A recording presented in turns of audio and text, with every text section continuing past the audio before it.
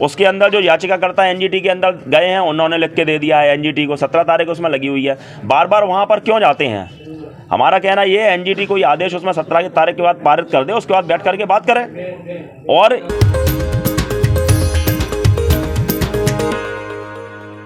आज झांसी नगर निगम पहुंचकर हिंदू राष्ट्रभक्त संगठन के लोगों ने अपर नगर आयुक्त को एक ज्ञापन सौंपा है, जिसमें उन्होंने झांसी के सौहार्द को बिगाड़ने की कोशिश करने वालों के विरोध में कई बातें कही।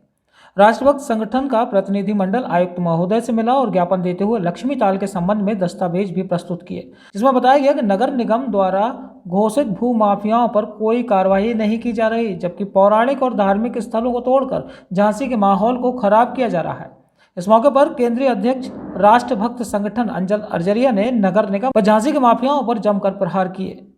आज राष्ट्रभक्त संगठन ने अपर नगर आयुक्त नगर निगम के द्वारा जो लगातार प्रयास किया जा रहा है धार्मिक स्थलों को तोड़ने का लक्ष्मी ताल के ऊपर, वो धार्मिक स्थल आज के बने हुए नहीं है। बापू का टापू है, उसके अंदर जो मंदिर है उस मंदिर के अंदर भोलेनाथ की प्रतिमा कम से कम 100 वर्ष पुरानी स्थापित है।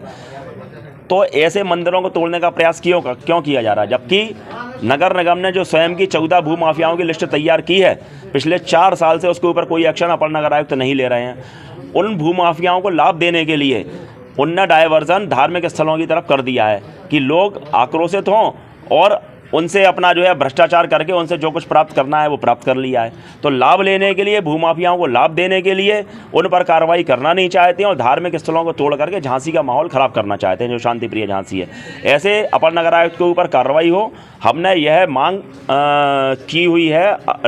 जो आयुक्त झांसी मंडल झांसी हैं उनको एक पत्र दिया है और इसको लेकर के हम लोग लखनऊ भी जाएंगे। जब उसमें हाई कोर्ट का स्टे है, उसके अंदर जो याचिकाकर्ता एनजीटी के अंदर गए हैं उन्होंने लिख के दे दिया है एनजीटी को, 17 तारीख उसमें लगी हुई है। बार बार वहाँ पर क्यों जाते हैं? हमारा कहना ये है एनजीटी कोई आदेश उसमें 17 तारीख के बाद पारित कर दे, उसके बाद बैठ करके बात करें। और ऐसे लोग, कुछ लोग उसमें मिल भी गए हैं उनके साथ में, जो अपने आप को हिंदू संगठन के तथाकथित नेता बताते हैं। उन लोगों ने मिलकर के मंदिर तोड़वाने का, आंसू माई का मंदिर सहमति व्यक्त कर दी नगर निगम के अंदर जो मीटिंग हुई थी उसमें, और बापू के टापू का मंदिर। हम ये कह रहे हैं कि अगर आप कह रहे हैं अतिक्रमण है तो आपने स्वयं महारानी लक्ष्मीबाई की मूर्ति स्थापित की अभी कुछ दिन पहले, तो क्या वो आपने स्वयं अतिक्रमण नहीं कराया नगर निगम ने? फिर जिस तरह से आपने रानी लक्ष्मीबाई की मूर्ति स्थापित करी है, तो हमारी मांग यह है, बापू का टापू है, ऊंची जगह है, वहाँ पर गंगाधर राव जी की, राजा जी की समाधि है, उसके ऊपर भी नगर निगम इसी तरह से महाराजा गंगाधर राव की प्रतिमा स्थापित करे। और एक, चूंकि लक्ष्मी जी के मंदिर के नाम से वो लक्ष्मी चाल जाना जाता है, रानी लक्ष्मीबाई वहाँ नित्य पूजा करने जाती थी, उसको भी घेर करके चारों तरफ जो है पानी भरा रहता था।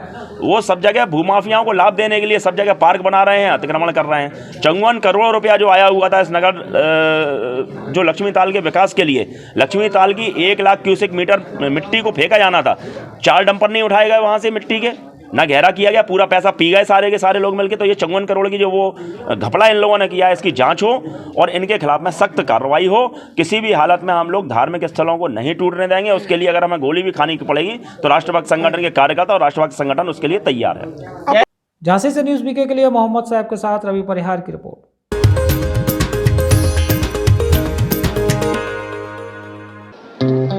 शुद्धता की कसौटी पर एकदम खरा पांडे मिष्ठान भंडार।